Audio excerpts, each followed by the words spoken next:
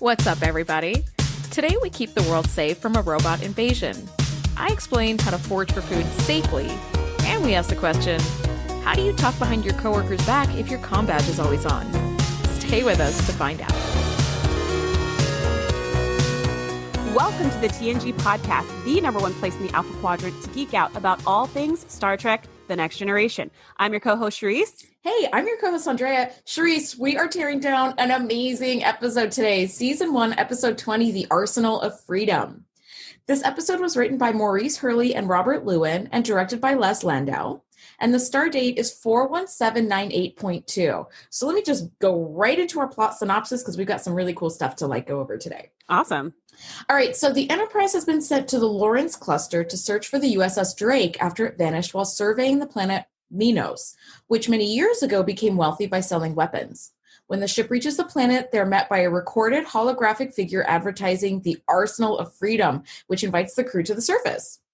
Commander Riker, Lieutenant Commander Data, and Tasha Yar beam down to the surface to investigate. Captain Picard and Dr. Crusher also travel to the surface. And Geordi LaForge is left in command of the Enterprise for the first time ever. So awesome. I know. This is why I love this episode. Right? Picard and Crusher are separated from Data and Yar in the skirmish and fall into a pit, severely injuring Crusher. Bum, bum, bum. So before we dig into this episode, which I actually really enjoy, I know Andrea wasn't the biggest fan of this particular episode, but maybe that's changed since she recently watched it. Okay, great. It has. Her memories weren't awesome, but then when she rewatched it, maybe it changed. But I was like, this actually was good. This was really good. Totally. I love this episode for so many reasons. But before we get into that, I would love to introduce you to our very special guest that we have here today. His name is James Lamb. He is the host of the 3 Steps to Thrive podcast. So if you're listening to our podcast, that means you like podcasts. So go ahead and check him out. It is a business podcast. So if you have a business, if you want a business, if you like the word business, you should check out his podcast. He is also coming out of the closet, ladies and gentlemen, as being a TNG fan. So we are so excited to host his coming out party right here, right now. James Lamb, welcome to the show. Thanks. I've been in the closet for so long. I've memorized every crack and nook in the closet. Yeah. And by the way, Andrea, I don't think it's the Lorenz system. I think it's the Lorenz system. So I think there is particularly one person, and I want this person's job. Every time they introduce, they say, we're going to the hyperstrata system. And it just rolls off the card's tongue. And that is your entire job. Your entire job is to write words that make Picard sound better. Right? Yes, that Patrick Stewart can just slay all day. Yes, exactly. There is one system or one planet that they go to in a later episode, and it's the Mariposa system. And Data's like, oh, the Mariposa means butterfly in Spanish, and Picard's like, the fuck do I care about that? He just oh, no, nothing? Okay. He's like, I don't care. On to the next scene. Yes. I wonder if Patrick Stewart just had a cold that day and he was like, let's just keep it moving. Okay. I need to get to my trailer and lie down. Who knows? Anyway. He has a lifetime supply of Vicks. He just goes back and just of all the Vicks all the time. We love you, Patrick Stewart. Right? Okay. So, James, before we get started, let me ask you, do you have a favorite TNG character? And if so, who are they and why? I do. And I'm going to go with everybody else. It's going to be Picard. I love Picard. Ooh, sure. I think Picard epitomizes the epitome of humanity, right? In terms of adventure, but care, caution, and optimism. It's all these things, well-read, philosophical, but with flaws too. Yes. Right? Yes. Because he doesn't like children and he's kind of awkward around everything Beverly? Not related to captaincy. Yet at the same time, and it's the reason why everybody wants to meet with Patrick Stewart. If you go to the Comic-Con, no one really wants Will Wheaton. Well, no, sorry, I lied. There are some people who but you go to Comic-Con. I want Will Wheaton. I know. Think about the biggest All the young draw. ladies want Will Wheaton. Yes, right. All the gentlemen want Picard. Yes. Exactly. He kind of epitomizes what you want. And it was super optimistic, right? TNG, the entire series is super optimistic. And I think he's a big reason why that is. Yeah. Yeah, we had a few guests on a previous episode. They were brothers. And the episode was the last outpost. It was the last outpost. Yes, with the space wizard. Yeah. And so when we asked this question, one of the brothers said, that's the Stargazer version. Is that right? The Stargazer? No, that's the battle. Another one. That's another Ferengi one. But the last outpost is where we first meet the Ferengi, like for the first time ever. Yeah, it's the one before the battle. It's a really bad episode. It's not the Waxana Troy one where he has to go over. Okay. No, that's Haven. Yeah, we got a lot of weird episodes in season 1. But in that episode, we asked the brothers the same question: who's their favorite character? And one brother said Picard, and the other brother said that's cheating. So I don't know. Maybe we might have that rule depending on how many people come on the show and say Picard. But so far, you're the second one, so I think we're good. Yeah, we might be like, sorry, we've already hit our quota. You have to pick another favorite. Well, pick another character. Do you have a least favorite character? Because we all do. I've never been asked that question, to be honest. You know what? And I know you haven't gotten into it. It's who is Pulaski. Oh yeah. Dr. Pulaski. She's the worst. Nobody. I don't even know her first name. It's Catherine. I don't either. Catherine Pulaski. Does she have a first name? However, this is how universally disliked she is. People continually call her Polanski because nobody's even bothered to learn her real name, Pulaski, because she sucks. She just sucks. She sucks. She's totally one-dimensional, right? She's like this. Yes. She kind of represents, and there's nothing wrong with it, but she represents conservative America. And I have no idea how to say it otherwise. She hates technology, and she will not go on the transporter, and she believes things should be done the old way and the easy way. Yes. That represents Polanski. Yeah, she was super racist against Data, right? She was just like, you're not even a thing. Like you are a thing. You're not a person, right? Yeah. And anyways, so we'll trash on her in season 2. Yeah. So we'll save it for season 2. We're gonna have lots of opportunities to talk about how we don't like her. Yeah. Andrea, your least favorite character? Waxana Troy. Waxana Troy. 100%. Waxana Troy. She just never listens to anybody. She's the worst. And doesn't respect anybody else's wishes. Which I joke often that she's basically my mom. Like my mom does that all the time. However, I treat my mom the way Counselor Troy treats her mother, which is like, yes, mother, I still love you, but oh my God, I need some space right now. Because you're not respecting anybody's wishes, and that's really like zero boundaries. She could show up called Zero Boundaries. Yes, right? You just guess in everybody's business, whether she likes it or not. 100%. My mom is a realtor, and she will often be like, oh, that neighbor down the street, they're filing for bankruptcy. I'm like, I don't need to know this. It's none of my business. Please, let's not talk about it. She's that realtor that goes and opens up all the drawers just to see what's inside. She's in the medicine cabinet. She is. She's in the medicine cabinet. Like, Clara Van, what are you taking this for? Or I don't know, whatever, right? It's like, get out of there. Listen, Waxana Troy, zip it. Out. Anyway, yeah. And the worst part of her is that not your mom, of Waxana Troy, is that she's telepathic. So she can even cross the boundary of being in your mind. Yeah. She gets in your mind to talk to you. You're like, seriously? Yeah. Seriously. Take 3 steps back. Yeah. Waxana Troy gets in the medicine cabinet of your mind. Like where all the stuff is hidden that you don't want to. Well, that's going to be a t-shirt right there. Okay. So let's dig into the episode. 20 minutes into our intro here. Let's dig into the episode. Okay. So when it starts out, and I know, Andrea, you probably have some notes on this, but I just want to point out when it starts out and this automated message comes out and gives its pitch, I love the part where it's like, we believe in peace through superior firepower. Yes, that was a good line. That line was just, and the way it was delivered, it was just like, I could actually see someone being like, well, yeah, that does bring peace. Yes. Well, it's a stalemate. It's the Cold War. You have nukes. Yes. We have nukes. Everybody's got nukes. Let's all and now we're all chill. at peace. Ironically, that doesn't make you feel super peaceful, but it does stop the aggression. Yes, I think it does too, right? Like the interesting thing is Andrea, you said it's a parallel to the Cold War, right? I don't know if you knew this, but one of the first treaties to kind of de-escalate arms was not actually de-escalating arms; it was getting rid of defense systems around nukes. Do you understand what I'm saying? So all of a sudden, it's true. It's like peace through unbelievable firepower. Yes. So this episode was actually written as a parallel to what was happening at the time. So in 1987-88, this episode came out in 1988, but right at this time, the U.S. Grumman, who developed the F-14 Tomcat fighter jet, which Top was Gun. Just Top Gun. Thank you. Which Everything was my Top Gun. which as every girl can tell you, every girl's got their favorite fighter jet. That one was mine. Okay. So was it because of the beach volleyball scene, Andrea? I have to ask. No, it was just those sweet afterburners, I tell you, but anyway, so F-14 Tomcats, Grumman was developing them, and the U.S. Navy, that was their like main fighter jet. And the U.S. decided to stop their contract with Grumman. So Grumman was like, what are we going to do? So they ended up selling a shit ton of these F-14s to the Shah of Iran.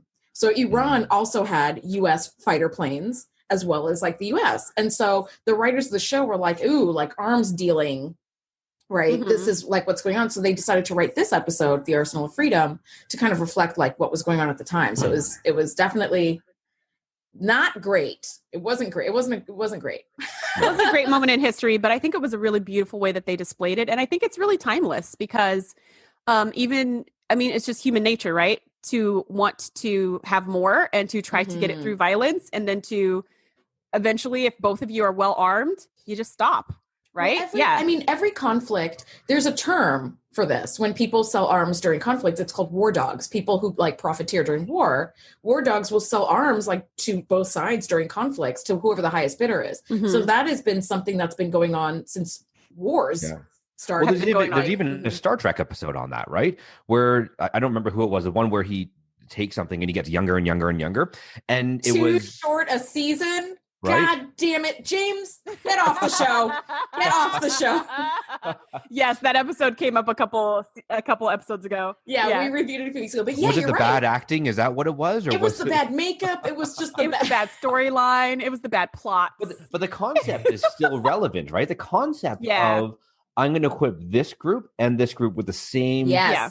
Right. And that's basically what you're talking about, right? The war dog will do this. He's a war dog. Yeah, he's a war dog. So Minos, absolutely. The entire planet of Minos is a planet of war dogs because Data was given the rundown on this planet and Riker was like, so who'd they sell arms to? And he was like, both sides. Everybody. They just sold to everybody. That their thing was they make arms and they sell arms. Their thing was not deciding who gets what. They're an armed up Switzerland. That's it. Just they're neutral and they're like whoever the highest bidder is. Yeah. All right. But let's back this up just a little bit.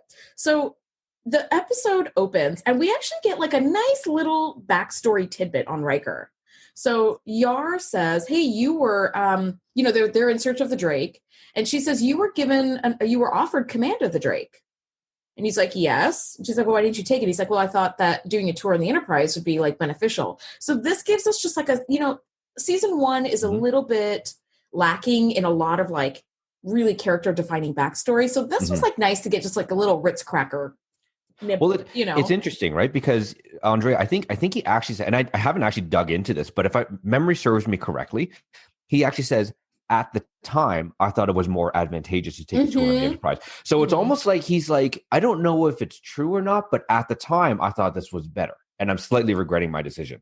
I don't think he did, though, because this theme, yes, he said that, but I don't think he regretted it because he has this like big smile to Captain Picard when he says that. And I felt like I wrote in my notes, like, okay, this is another weird suck up moment that he has. That's like, it's weird when Riker does that. It's a bromance. It's a bromance, right? It's it's like one-sided bromance. And this actually comes up over and over in the 7 seasons is that Riker continually gets offered command of different things and he continually turns them down. Well, they all get blown up. Everything that he's supposed to take command of gets blown up. Right? It's true. There's like 5 ships. Or it gets phased into space and comes back up in rock or something crazy. James, you are so right about that, James. That reminds me of like The Simpsons, where everything that crashes, even like a fender bender, blows up immediately. That bird crashes and it blows up. Well, no. Like an ice cream truck will have a minor fender bender that just explode. It starts off as like a helicopter crashes and explodes, but then it becomes smaller and smaller. Like a bicycle like tips over and explodes. So that's what Riker's ship offers feel like. Like we're gonna give you all these duds are gonna explode. Yeah, you're so right about that. It's almost like if you're like that ship was Riker was offered command for, and the captain's like, no, I do not want to take this ship. Yeah, everybody continually does. Yeah, they're like the catalytic converter's a little shaky, but I'm sure you'll make it work. He's like, I am good. Whenever they offer you that. command, your first question, people, is, did you already offer this to Riker? I'm good. I'm going to wait for the next. I'll get the next one. I'm going to let somebody else take this ship because I don't know about his future. This does give us a good backstory into Riker because this demonstrates his leadership abilities and potential. And it shows you that he's really on top of his game. He's not second in command because he's not good enough.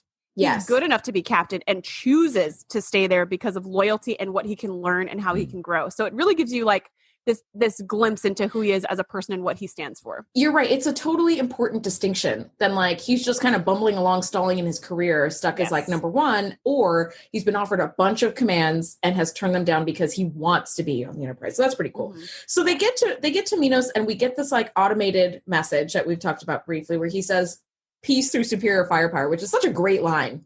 Such a great line. Such a great line. I love it. The actor who plays that role, oh my God, did I not write it down? He was this like very famous like character actor, and he just owned the scene every time, when they're down on the planet and he pops up again. He just owns the hell out of that scene. And that's hard to do against Patrick Stewart and Gates McFadden because she's, very serious about the craft of acting. Like she's so good. Like, we'll talk about this later, but I was like, wow, like she is really acting the crap out of this, like being hurt. Yes. Like, she's acting like she's in shock. I was like I knew she was in shock before she said I'm in shock. Yeah. Because I was like, oh, look, she's doing this, she's doing that, she's doing that. You're recognizing the signs, yeah. Yeah, I was recognizing the signs, and I was like, oh crap, she's going into shock. And then she goes, I'm going into shock. And I was like, oh my gosh, that's like so cool. Because how many people can act that out like without looking super cheesy? Yes, yes. So if I'm pulling from memory, I think the actor's name is Vincent Schiavelli or something along those lines. He's already passed away, unfortunately. But damn it, he owned those scenes. And that again, that's so hard to do against Patrick Stewart and Gates McFadden. And being a robot. He wasn't even playing like a person. Yeah, so you're not really responding to what they're saying, but you are. Like, it's, he just killed it. But also, he just epitomized the character of someone you do not want to meet, right? Totally. And he was so good at that. Like, he was sleazy and he was wealthy, and you hated both parts of that, right? And it's just overabundance. It's like an overabundance. It's like a distinctive no feeling. He was definitely that pushy, like, buy my stuff guy. He just kills it. So he shows up in this automated message, and they quickly realize, like, for some reason, there's no, like, intelligent life left on the planet. Like, there are no people left. Like, there's still plant life and stuff like that, but no people. Which is why they came. They came to be like, what happened to the Drake? And then they got there and they said, oh, not only the Drake, but all humans on this planet. Where are all the people? Yeah, where is everybody? And we're going to find out what happens later. But so so Vincent Schiavelli's character as I'm just going to call him the salesman. The salesman invites them down to check out the planet, and so they go do this away team. And Yar actually shows like a smart move as head of security. She's like, until we know what happened to everybody, we're keeping this contingent of small to begin with. And I was like, thank you, Yar. Not just jumping over the bridge and firing blasters. Like, this is smart. Yeah, I felt the same way. I was like, wow, Yar is like pulling out some like security chief chops. Like, this was actually a well thought out decision. It wasn't just like, I don't know, me, you, and that guy, let's go, like they usually do. It was like, even though they still did me, you, and her, it was like, I think we should do this for this reason. I was like, all right, Yar, like that's a solid leadership decision for your role. Immediately followed by a horrible decision of getting to the planet and saying, hey guys, let's all spread out. Split up, everybody. Go to the creepy basement by yourself. Yeah. It's just like, you had this great idea of let's bring a small team and find out what happened because all life on this planet is now gone. And that's a big red flag. Then they find this piece of technology and they say, wow, this is more advanced than anything we have, which is never a good sign on the show. Let's split up.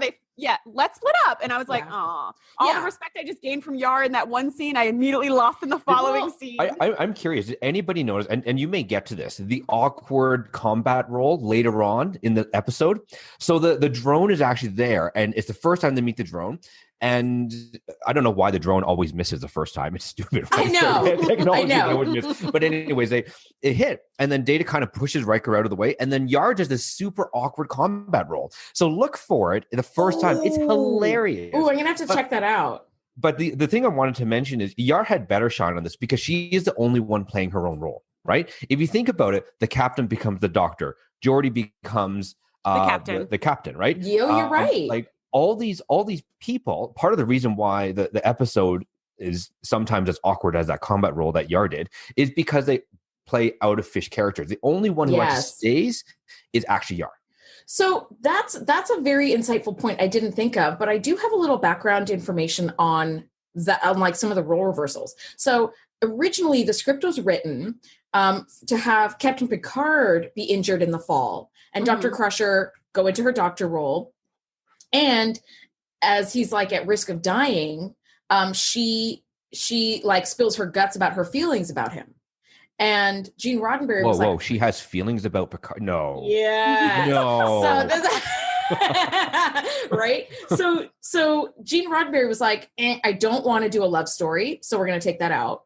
And Les Landau, the director, was like, why don't we flip the roles and make them be out of their comfort zone? So she gets hurt and he has to administer to her. So there was some background. And then I also have some background on the drones themselves.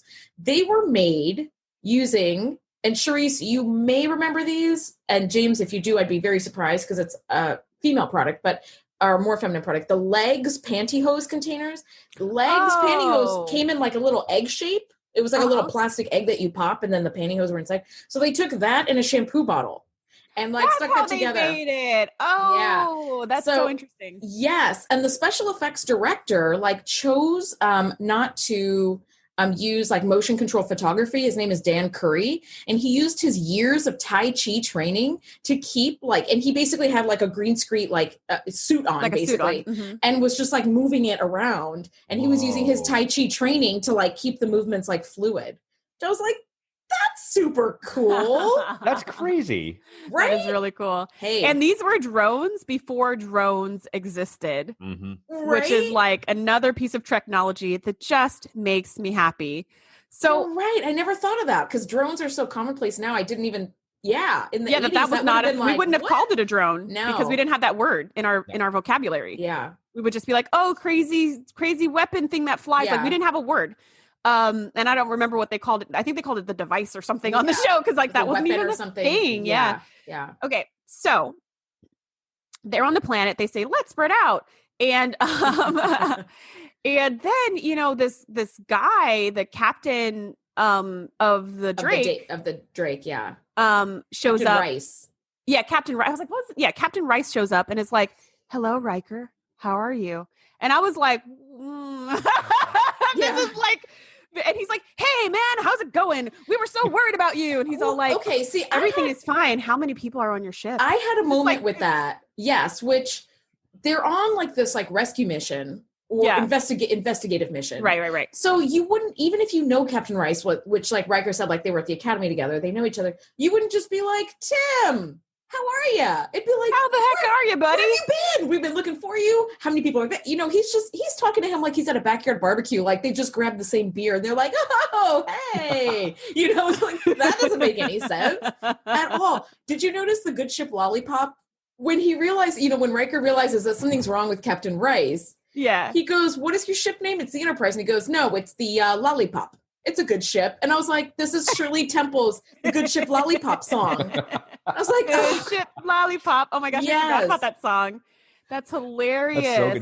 Did you also notice during that entire line of questioning? So Rice is standing there like straight as an arrow. Right. Not moving. Mm-hmm. But did you also notice that Riker struck the Captain Morgan stance? He like brought one leg up and he kind of like put his hands on his waist, and he's like, hey, Rice, how you doing? Yes. So that is called the Riker maneuver. And it's actually a thing in fandom. We didn't just make it up, but it's usually when he's in his chair and he's really leaning forward. But he does it standing a lot too. He does the Captain Morgan because Jonathan Frakes had a back injury that kind of never really went away. And so he always has like difficulty, and he's like a huge dude. So like he always has to like sit awkwardly so he's not in like crippling pain with his back, which is really sucky. But hey, it makes for great TV when he's doing the like Captain Morgan lean. Unfortunately, Data's face is usually right in his crotch because that's where he chooses when he does the lean on the bridge. It's always very uncomfortable. Yeah. But here we had a nice rock and no faces in the groin. So it was great. Totally cool. So here's another piece that I wanted to talk about. We may end up cutting this out though. But so Riker when they first land, Riker calls to the ship to give the captain like an update. And then Data observes like, oh, something's monitoring our communications. And then Picard's like, and then he's like, okay, so let me like tell the captain that. And Picard's like, no, we heard him. Like, we heard what Data said. Mm-hmm. And he's like, okay. And so Picard's like, so keep this line open. Like, just keep the channel open so we can hear everything that's going on. So I was like, wait a minute. How did they hear what Data said? When exactly does the comm badge hang up? Because, sometimes they go doot doot and they go blah, blah, blah. They stop talking. And then it's like the person can't hear them anymore. But sometimes they go doot doot doot and they start talking. And I guess the person can still hear you. So it's a little bit scary thinking about, say, like talking to your boss on your little comm badge. And then, you go to talk crap about them immediately after they just gave you like an order or something. Yep. But it hasn't hung up yet. Yep.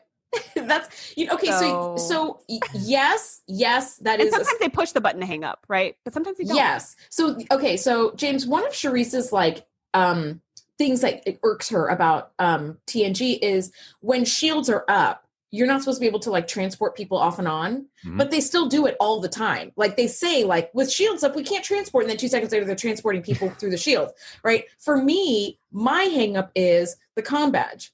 Sometimes you hit it to start talking. Sometimes you just start talking. There's no hang up. Like it doesn't, it reminds me of the time that Shereese and I used to work at a tutoring company, and the manager, like during finals time, like during finals exams, we get like tons of students, and she gave me like, 17 kids like in a row with no break. And I was Google chatting to someone like, God damn it, she gave me more kids. This couldn't be more annoying. I haven't had a break. And I accidentally sent that to the boss instead of my friend. So that was very bad. And I wrote it in all caps, and there were a lot of F-bombs. And I was like, oh my God. Oopsie. So luckily, she was so cool. She's like, you know what? You have had like a ton of kids. Like, go home. It's so, it was like 11 o'clock at night already. Cause high school kids are done with like practice at like 9 PM. And then they're all coming in for tutoring from like 9 to midnight, or it was ridiculous. But luckily she was cool. But that's exactly what happened. I tell you, I never made that mistake again, ever. Seriously, can you imagine? No one would talk on their comm badge, right? No one would talk on their comm badge because they'd be like, "Oh my God, what if they hear us?"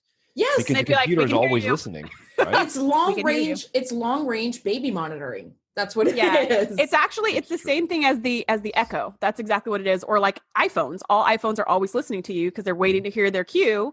And Androids do this as well. Yeah, and so like with my Echo, you can actually change it so it responds to you by saying computer.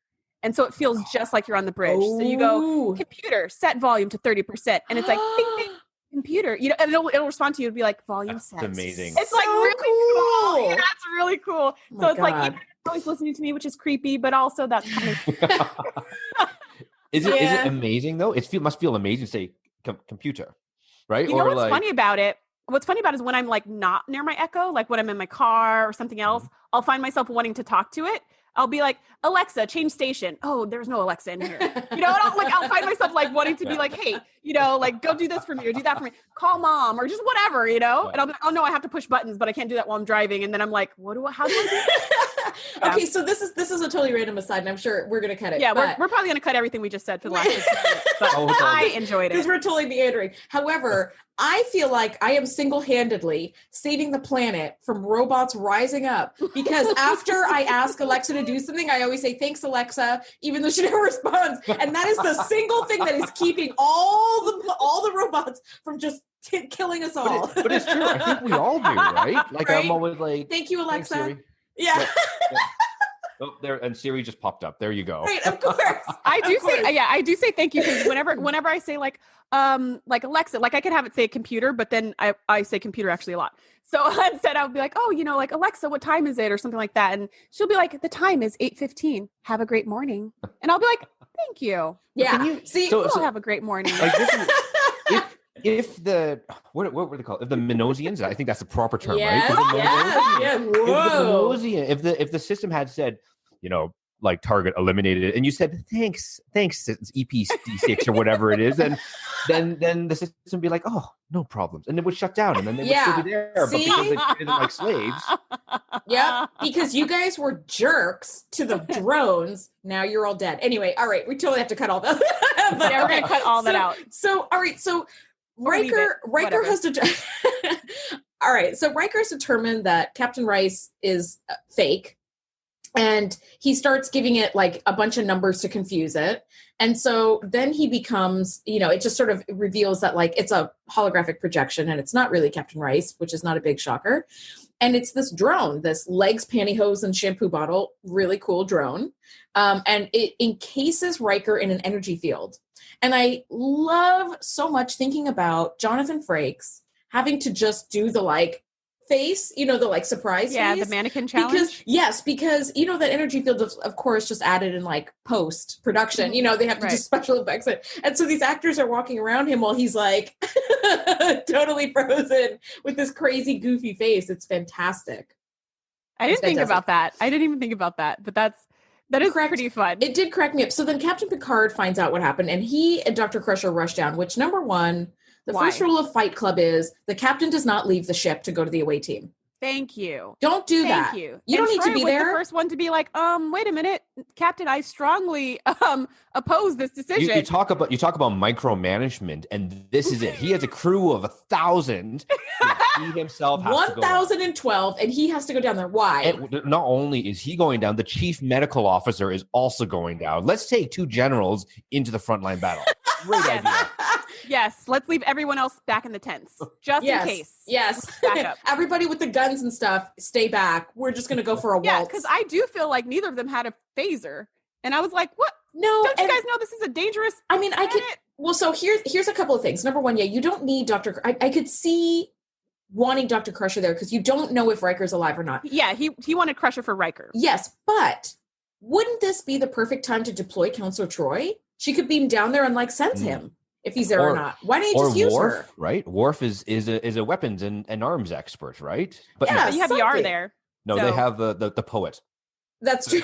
Well-read poet. That's going to help you when no one's around. Yes. So Horatio Hornblower goes down to the planet and for no reason whatsoever. No reason. And they manage to finally get him freed. And another attack comes and they have to split up. And then that's when Dr. Crusher falls down this deep cavern and Picard falls after her and she's like severely injured, which is again brilliant acting. It's just so convincing. Like I forget that this is a TV show. Like I really think that this woman is in shock and dying. It's really good and terrifying. Like I just wrote like worst nightmare that you're running for your life in the jungle and you fall into some freaking pit that like goes on and on and on and on. So it's not just like a pit, like, like a grave, which would also be kind of creepy, but it'd only be like 6 feet deep. Yeah. But I mean, this is like this long thing and I'm pretty sure you would break everything if you actually fell there. Yeah. So 33 feet of falling onto rock. I'm pretty sure I would break everything. I mean, it was kind of sandy, so maybe. I don't know. But it's a miracle that Picard basically came out unscathed. Didn't even have the cool scar over his eyebrow or anything. Nothing. Well, remember when Data later jumps down, they're like, Data, I know you're like sturdy, but you're not indestructible. So if they're wondering if Data can even make it, how the hell did Captain Picard make it unscathed? Well, you missed the fact that Picard was a little bit dirty. Just a little bit dirty on like the black. Did you see that? He got up, he kind of like did that dusty thing and then So they fall down this pit, which I was just like, oh my gosh, that's so scary. Like the thought of falling down this pit, because when they looked around, like when Riker came later on, he's just like, there's nothing here. There's no way for us to climb down to you. There's no way for you to climb up. There's like no roots or anything hanging. And so just like the thought of that, like, I mean, thankfully they've got other crew members on the surface and they've got a whole ship out in orbit, but just, if we take this down to our current time here in 2020, if I was running through the jungle and fell down a pit, I probably wouldn't have a whole crew and a whole starship, waiting to rescue me. And I'd just be in a freaking pit with no way to crawl out of the pit. And like, as he walked around, there was also no exits from this, no way to get out of this cavern. I just thought this is freaking terrifying. Yeah. I mean, there's that. I think there were a lot of terrifying aspects to this episode, which I think played nicely on the suspense and drama. Not only are they in this deep pit with no hope of getting out, but these drones are learning and getting smarter each attack. And so, at some point they're just going to become like unbeatable, which is really scary. And then a little bit later, the ship is now getting hit by some weapon that they can't see or track either. So it's like every instance where you might have some sort of comfort is now taken away. And you have Italian Logan coming at your face, right? Geordi has. We're gonna get to Logan in just a minute because I've got some stuff to say about Geordi. So this thing adapts, right? Every time you attack, it adapts. This thing versus the Borg, in one line. Oh my God. Ooh, I feel like that would be a stalemate. I feel like they would just keep, it'd be a stalemate because the Borg have unlimited drones and the planet makes unlimited drones. Well, also the Borg do not read on sensors as living. So they probably wouldn't even get hit by the drone. They'd probably just assimilate that technology. They probably would. That's kind of their thing. Boom. There you go. That's a great question, though. Wow. We're putting that on Instagram. We're asking that question. Yes. And you know what? We're going to use this soundbite too. So that's awesome. But yeah, you know what? This is awesome. We are going to start doing this. When we get scary new technology, we're going to do scary new technology versus the Borg. Who do we think is going to win? Because that is like universally scary and a very good question to ask. Yeah. So thanks for asking that. Wow. You just introduced a new segment to our show. That's pretty rad. I love that. One thought I did have is for all the Dr. Crusher drama, she's in danger of dying. Wesley's not in this at all. Because normally when she's in danger, Wesley's like, but my mom, somewhere in the background, and he's all trying to help. He's not in this episode at all, which I thought was like surprisingly, Yar didn't beam him down to the surface. We have this running theme of every time there's terrible, awful danger, let's send Wesley straight into it so he can save the day. No, in this one it was just the grown-ups, and I think that was fitting. Probably a good call. I am so looking forward to Wesley-centric episodes. I'm going to listen to all of them for you. There's like groan. Totally. So, okay. So we have a couple of things happening at this point. Like they're down in the pit, up on top of the surface. Yar and Riker, who's now free of the energy field. And is there anybody else? And Data, yes. They're continuously being hit by this thing, by these drones, and it's becoming harder and harder and harder to fight them off. So now Geordi's in charge up on the bridge, and we have this chief engineer who we've never met before. A new chief engineer. Never want to meet again. Yeah, and there's so many in season 1, but Logan busts up to the bridge, and he is basically like a bully on a playground being like, I'm bigger, give me the ship. And that just, what do you guys think about that? Before he bustles up to the bridge, he like when they're getting hit and they're like, oh my gosh, the shields are failing, he comm badges up to the bridge and it's just like, we need to break orbit now, right now. And I was like, excuse me, you don't comm badge up to the bridge and give any commands. Like, I was just like, that already was a big red flag for me because I was like, if Riker or Picard were there is no way he would be like, dude, you need to do something now and move it. Like, there's no way. He'd be like, sir, our ship's about to explode. I recommend, like, he would totally not come at it that way. Yes. So from that scene, I was like, that was like so rude. And why did nobody call him on that? And then when it was like, oh, and he's coming up to the bridge, I was like, how dare he leave his post? I was so upset. Yeah, we're at red alert. You stay your ass at your post. Right. You have one job, and that's to keep the power up. Right. But two things about, like, I don't, as ridiculous as it is, and I know you're going to talk about it, but he comes up to the bridge and then the hair, the amount of gel in his hair, which is killing. And I don't know if it's a guy thing to recognize it. But the other thing, you know what? That's hair that can sustain warp 2.5. It's like nuclear shield hair, right? Like, oh my god, it can burn through titanium. Can it burn through this hair? No. But the other thing, and I'm sure you get to this, is so Logan and Geordi are having this like back and forth, and basically, you're right. Logan's like the big playground bully. Fucking Troy is just sitting there and she's just like, and you have this emotive look over Troy. She's just staring. And I'm like, Troy, now is the time to chime in. Anytime you want to chime in, you chime in. Thank you, James. Fucking Troy. Okay. Say something, do something. In this episode, they basically gave her like 3 lines at the beginning and that's it. And I don't know if you noticed, but the rest of the time, if you guys are watching with us, look for this. The rest of the time, she's just like looking. Like with emotion on her face. And she's just got tense looks. And they often will like pan to her face for like 5 seconds. And it's just like a tense look. And I'm like, are you going to say anything? No? Okay, go back to the corner. We've got stuff to do. We don't need the camera on her. We don't need you. Right? We don't need you. She's like that friend at the playground where like you bust your ass and the bully's gone because you sacrificed yourself and you're bloody. And she comes up and she was like, I was always supporting you. Yeah. that happens in the episode. At the end, after he stands up to Logan, she comes into the ready room and is just like, I was always supporting you. Yes, that's exactly what happens. You did great. It's like, where the hell were you before? You might as well just do a long pan shot on like the chief botanist's face, like because like they're just as effective. They're not doing anything.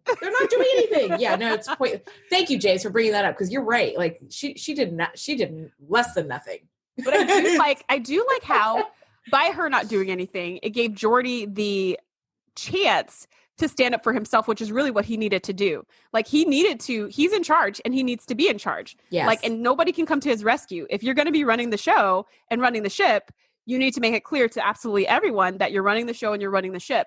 And that's exactly what he does. Like this bully, Logan's like pushing. And Geordi's just like, look, I am in charge. Get back to your station. He was just like, I'm in charge. And Logan's like, but I have superior this and superior that and more experience and blah, blah, blah. And he's like, you're just going to disregard it. And he's like, no, I'm not going to disregard it. I'm going to use it. I'm counting on it. Like, I need you at your station. I need you at your post so you can do X, Y, Z and get us out of this. And I was like, wow, the way he did that was like, I'm not mad, right? It was just like, listen to me. We need your expertise where we need it. So go back to where you are. And I was just like, wow, that was super like stand up and really admirable. And then, Logan responds with just giving that icy stare. And then he has to be like, now, man, move.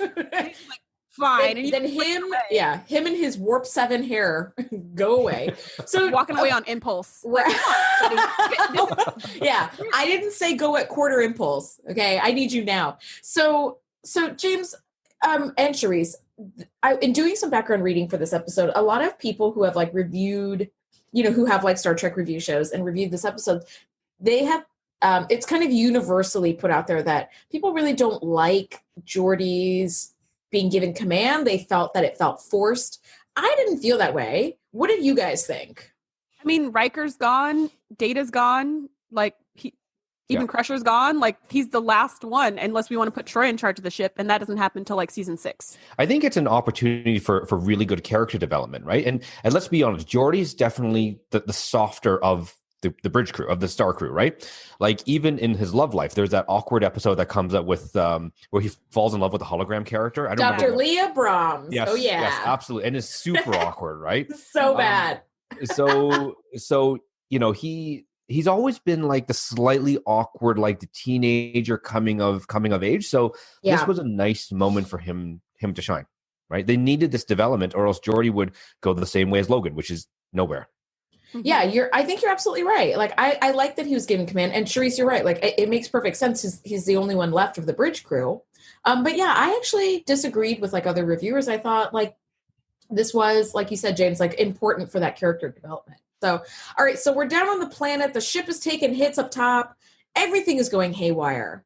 And Geordi does have that super cool moment where he's like, we're going to separate the saucer section. I'm like, yes! And I love how he says it too. He's like, everything's like going crazy. The ship's about to fall apart. And he's just like, Logan, report to the bridge now. And you're like, oh crap. Is he really going to give up like command to Logan after everything? Yeah. And then Logan comes up, and I love the way he delivers this line where he's like, Logan, you're going to take command. And then he pauses, and then he goes, of the saucer section. Like he could have said that in one straight sentence, right? But he paused so that Logan could be like, yes, you're finally making a good decision.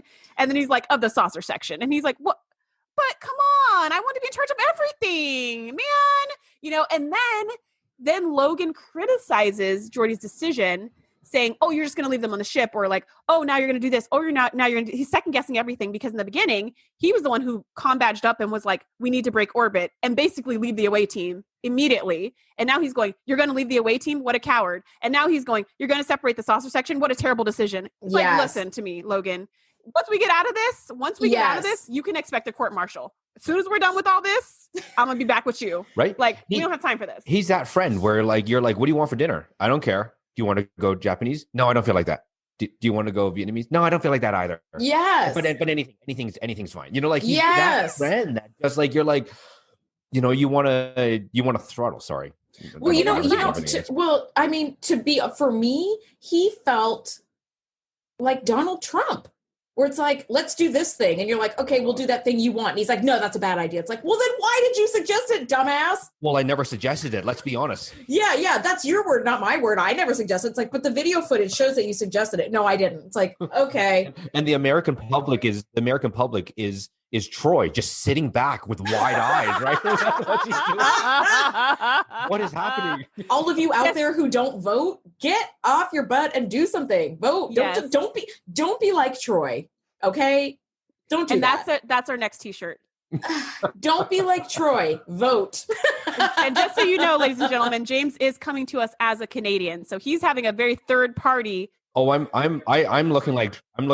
Troy, right? I'm looking at the American elections like What is going on? Yeah. So at the part we're at now is Geordi has now decided to separate the saucer section, and he is like, we're going back, and I don't even know if we're going to make it alive, but I do know one thing. I have an obligation to this crew to get them as far away as they can safely, but I also have an obligation to everyone on the planet, to the away team, to save them, and we've got to find a way to defend ourselves. So we're just going to have to figure it out, and we've got to do it in a number of minutes. So he heads back, and they're all like, let's go, engage, and they're getting ready. Yes. Yeah. Okay, so one quick thing that I noticed, the saucer section scene where the saucer section continues and the star drive like returns, that's the same exact scene from Encounter at Farpoint when they separate. Yes. I believe it, because this is the only time, I believe, to my recollection, this is the only other time the saucer separates in the TNG series, not the movies, but like in the actual series. It happens again in a later season. I did not think so, but then I just watched it recently and I was like, oh, I'll be damned. There it is again. But it only happens like 3, maybe 4 times. That's it. Yeah. Yeah. So they do reuse that scene, but yeah, so they head back, and Geordi actually has that great idea where he's going to take the star drive into the atmosphere, hoping that the turbulence and like the heat that's going to generate around the ship will also surround that like drone, and then they could just fire on it. Cause the problem is they can't see it. Right. Yeah. There's also the internal drama of like the crew, right? So it's the same star crew as before. So Worf is there, and then I don't remember their names. I think it's Sue, and I forget the guy's name. Anyways, yeah, there's 2 of them, but this is after Troy's little pep talk with Geordi saying, "Hey, they draw your strength." So throughout the scene, he has like the creepy hand on the shoulder of the girl, right? I saw that. I was like, bad move, dude. Don't do that. Yeah, I thought that was really awkward of him. This was his version of being like, all right, you guys have been trained. He's trying to give them the pep talk that he feels like Picard would give, or maybe it's his own, I don't know. But that scene I did feel was like forced. Not forced like the scene was bad, but I mean like the characters, like Troy saying, you got to give them a pep talk, and then Geordi being like, all right, I'll give them a pep talk. And then that was his pep talk, and I was like, maybe don't give him a pep talk. Maybe he's not a pep talk kind of guy. He's not the pep talk guy. He's the like very tactical. Yes, I feel like he's the soft touch. Like he will lead by showing. Yes, he's not going to stop to be like, let me just tell. Yeah, and the pat. Yeah, that was very. I was like, oh God, I felt bad for Sue. I would have been like, please don't touch me, sir. Also, let's not forget this is the military. We don't all just pat each other and baseball butt slap, each other. There were many things wrong with that scene. Let's be honest, right? Like he's just not that kind of guy. Like if he would, if he actually talked to them, and guys like, and he'd be like, look, I know I haven't been in command for very long. I really need you guys to do your best, and I know you got this. Then yeah, it's less awkward, but. The hand and the pep talk, it was just like, you're like, no, that needs to be erased from my memory banks right now. Yeah. So, I think that's it. Like they're trying to show this character development. I don't think that anybody really knew who Geordi was. Right. Because like we are drawing that conclusion based on all of our experience with Geordi in later seasons when he just kicks ass, but if you leading up to this episode, he's still like a pretty basic blank canvas, and we don't really know like what colors to apply, because we don't really know much about him. So I think the writers are kind of feeling things out. And luckily they went in a different direction, because this wasn't particularly likable. But this is how we learned that this doesn't work. It really didn't work. So down on the planet, we don't really care about the surface because, a drone's going to come any minute. So whatever. Mm-hmm. But down in the cavern, Picard is helping Dr. Crusher, and he's kind of applying these roots. And I have a beautiful little backstory about Beverly. About Beverly's grandmother. Which I thought was nice, because Beverly's grandmother does come back into the storyline in later seasons. In season 7, yeah. Season 7 is like family reunion season, because they're trying to wrap everything up. Is that the ghost one? Yes. Yeah. Yeah. And So good. Shereese does love a good Dr. Crusher going crazy. And I love that ghost episode so much. Oh, good, because I don't like it. So I love it.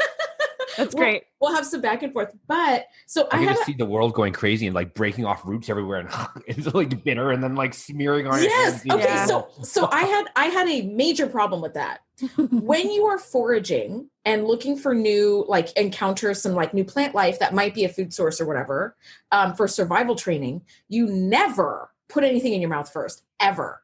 You rub a little bit on your hand and then you wait a few hours to see if anything like develops or like a rash or anything.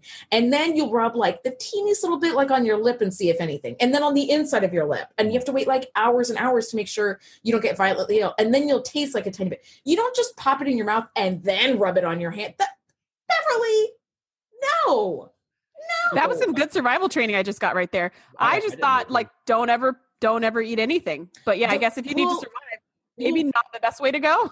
Well, this is actually this whole thing does come full circle because this is like a very militaristic episode with like weapons dealing and whatnot. And I learned that because I'm a big military history buff, and I was reading about a downed pilot down in like his plane got shot down and he had to survive for like weeks in enemy territory, like foraging around and running around forests. And he finally got rescued. I don't remember his name, but it was like big in the news in the like early 2000s. At any rate, he did this like whole rundown about like how it took him like 8 hours to get to eat his like first forage thing. Cause he'd like rub a little on his hand and then a little bit on his lip and then on the inside of his lip and then taste it and then spit it out and see. And then you have to just wait hours to see if like you get sick or like develop any reaction. So I saw that and I was like, false. That's false right there. Dr. Crusher, false. But we do get that cool backstory. Mm-hmm. And Picard is poking around and he finds the panel. Okay, so the panel activates the salesman. So the salesman pops up. And we've already talked about this entire scene, actually, of how the salesman's just like, isn't it so lovely? Don't you love everything you're seeing? And he's only just giving all these automated responses, and Data's here at this point, too. We have the name of this drone, which is called the Echo Papa 607. What a weird freaking name, but whatever. So that's the name of their drone. So we got the Echo Papa out there just destroying everything. And then we realize that the reason there's no life left on the planet is because the thing learns and engages, you know, I hate to say this is not the best grammatical use of this, but it gets smarter and smarter like each time, right? So it's like it's a smarter and smarter fighter. And so it just ended up like turning against the planet and then just eliminating literally everybody. Yep. Which is like very effective. Which is such a like cautionary tale, I think. Like do not, hey, you know, this is iRobot all over again. They're like, you're in danger. I'm just gonna rip you apart. It's like, no, oh, that's things. It's like iRobot or Terminator all over again, right? Like with more, you know, AI sort of, you know, depending on how you look at it on the edge, right? And so I think that there is a tale that was flagged 40 years earliher. Right? Totally. This is why you always thank Siri whenever Siri does anything for you. And also thank your Echo. So here we have the Echo Papa 607 annihilating everything. And then Riker's like, you fool, or not Riker, Picard is like, you fools, you were destroyed by your own technology. And then he's just like, you know, and then Beverly's like, turn it off, tell him to turn it off. And he's just like, I wouldn't turn it off because he won't see how amazing our technology is. And then he's just like, and then Picard's just like, yes, I'll buy it. I want to buy it. I want to purchase it right now. And he's just like, oh, how wonderful. Let's talk terms later. And then just disappears and everything just disappears and all is well. And I was kind of like, like, I'm glad he figured that out in the nick of time. That's another reason why I really love this episode, because as I was watching it, I remember the first time I watched it as an adult. As I was watching it, I was really like, there's no way out.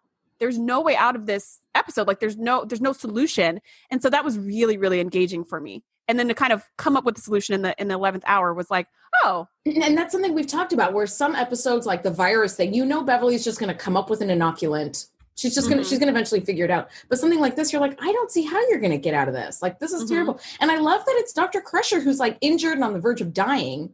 That's like, just turn it off. It's a machine. Just turn it off. Like, thank you, Beverly. That actually makes like perfect sense. Right. And on top of that, you know, one thing that the viewers probably, the listener will probably know is that they looked at the schematics, right? Like Data was looking at the schematics and they were figuring out how to blow up the power source. And then, you know, Beverly, the voice of reason, is there. And she's just like, just turn it off. Thank goodness she didn't fall unconscious.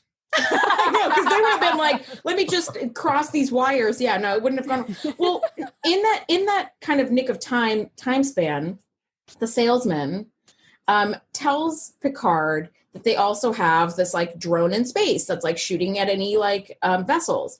And I had to pause there because I was like, wait a second. That doesn't make any sense at all. If you are a planet that relies on ships coming to your planet so that they can buy your goddamn weapons, why would you have a weapon that's shooting at ships as they come?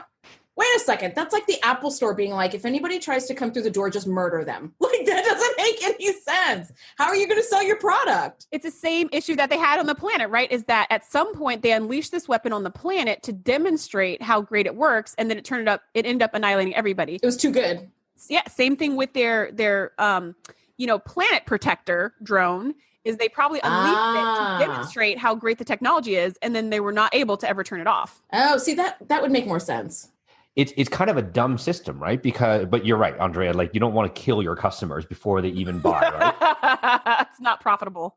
The assumption is that the Drake is dead, right? And I think if you look at Memory Wiki, like the Drake is just done. It's gone. Yeah. It's dusted. So you figure like if the Federation was fighting the Borg would remember all the technology that they had to go through to defeat the Drake. But the system almost resets to zero. You're and right. starts again, right? It doesn't make any sense. Yes. And he did say, the salesman did say, like, now we're about to unleash like level 4, the fourth and like deadliest level. And I'm like, yeah, you're right. Because you go all the way back to zero again. And you're absolutely right, James. Like, we need to have you back because you're super insightful. Because I'm over here picking apart like little minor things and you're seeing these like fabulous overarching like issues. But yeah, the drone, the Borg would start at level 4 next time and then just keep working their way up. Whereas this one, yeah, you're right. It's like, it's an AI system, but like a stupid one. It just resets and then it's back to zero again. So, And that's why the Borg would win. And that is why the Borg would win. There we go. Now we've had this long thread going and now we've got the answer. So yeah, they managed to beam everybody on board and everybody's going to be fine. I love that Sue is like, we just heard from sickbay, like Dr. Crusher's going to be fine. And I went, which other doctor is there? Like, she's the only one. It's the assistants. All those other people that are doing work whenever she's there. Yeah, so she's going to be fine. Everybody's going to be fine. And I do love that Captain Picard and the whole away team is beamed on to the star drive. You forgot Captain Picard in his dirty uniform. Yeah, that's right? His dusty uniform. Yes, I wonder if somebody just kind of like just sort of dusted some dust on him and was like, "Your costume is complete." Actually, however, I did speak to a costume designer who's a friend of mine. And she does costume design for like a lot of big movies. And she said, it's really critical when you have a character who gets injured and it shows on their costume, like Beverly's got like rips and stuff. You have to do they're called multiples. So you have to make like 7 or 10 costumes that are that ripped because, you have to change in and out. And you also have to do 7 to 10 versions that have like different stages of ripping. Because she might get like more hurt a little bit later. So you have like 30 or 40 costumes for this one actor that shows like, it's the way I would think of it is like, oh, we'll just like cut your t-shirt a little bit more or like rip it a little bit more as the scene goes on. But they don't, they do like each individual stage. It's so complicated. Crazy. If you have to reshoot, you have to go back to like step 3 of like damage or whatever that looks like. And so, yeah, it's crazy. But anyway, so Captain Picard is all back. Everybody's back. And he says, Geordi says, all right, let me give you the ship back. And I love that Picard goes, no, I gave you the ship in one piece and I'd like it back in one piece. That was pretty cool because I thought this is Picard being gracious and allowing Geordi to have command just a little bit longer. I thought that and Geordi has a smirk on his face when he hears that, right? And then he does the slowest squat ever into the chair. Like it takes like a whole 10 seconds for him to actually sink down properly into the chair, right? So and then he goes, engage. Yes. And I went, bad move, Geordi. Come up with your own word. That's what I thought too. I was like, you're the captain now. I mean, say whatever the heck you want. Yeah. Let's go. Onward. Something. Hi ho silver. Something. Anyway. Don't say engage in front of the guy whose line you're taking. Like, that's a bad look. That's like showing up to the Oscars with the same dress as somebody else. You're like, ooh, bad move. It's exactly the same as that. So on that note, any final thoughts, you guys? James? I think this is one of those episodes that gave Star Trek TNG the longevity that it had, because you needed that character development, right? Like it's really interesting because if well, everybody knows, I think anyways, everybody knows the band U2 that has had years and years and years of success. Sure. And people always reference like the 80s kind of like, or the 90s, that's kind of like the best years of U2. And then they're like they lament how terrible that U2 has become. But you need to change. And this is setting the foundation for creating this really core set of characters, right? Like imagine if they had stayed with the same, like, what's his name? Riker's Mzadi, right? I think it's Mzadi. Mzadi, yeah. Mzadi, right? And you're kind of like, oh, you kind of like roll your eyes now because we've seen all seven seasons. But if they stayed with this, you'd cut it after season 3 because it just wasn't working. So it's so repetitive, yeah. Breaking episodes to move forward. I think that's what this did. Yeah, that's a really good point. And it did give us some good character foundation to build upon. And it really stretched the characters in a way that we hadn't seen them before. Like you were right, like all these different role reversals. And amazingly, Tasha Yar, well, maybe not surprisingly, because Tasha Yar is just sort of like a violent character, but she's the only one who actually stays in her character role, and maybe Data too. But other than that, everybody else is kind of thrown in flux. So it's good to see that Geordi can take command, even if there's some bumpy motivational speeches to have to get through, but like it's good to know that he can, and I think it continues to show the capability of this crew, which is really good. Shereese, how about you? Yeah, I really like this episode for a couple of reasons. I love seeing Geordi on the bridge. I love seeing Geordi stand up to that bully. I love seeing Geordi save the day. I love seeing the role reversals were also fun. I really enjoyed the fact that I did not know what was going to happen, that I didn't know how they were going to solve this puzzle. And that's something that I just love in TV in general. Any shows that kind of keep me guessing. That's why I love like crime shows and mystery shows and stuff like that, because I any shows where I'm not sure who did it, that's the kind of show for me, because it really makes my brain muscles work. And so I really, really enjoyed this episode. And I agree with both of you.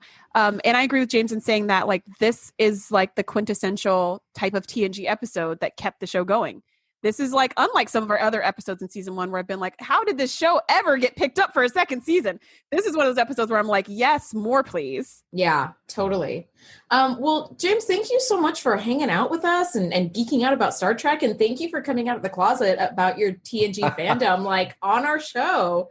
How awesome is that? Yeah, it's awesome. I loved it. I'm looking for now that I'm out of the closet, I'm looking forward to more. So thank you for the opportunity. Oh, we'd love to have you back. Shereese, next week we're talking about season 1, episode 21, Symbiosis. And that's a great episode too. So we're starting this like upward trend here. So we'll see you guys next week. Thanks so much for hanging with us. Bye. Bye, guys. Thanks for geeking out with us. Be sure to join the crew at thetngpodcast.com to be the first to know when we do our live shows or host events exclusively for our members. We'll see you next time.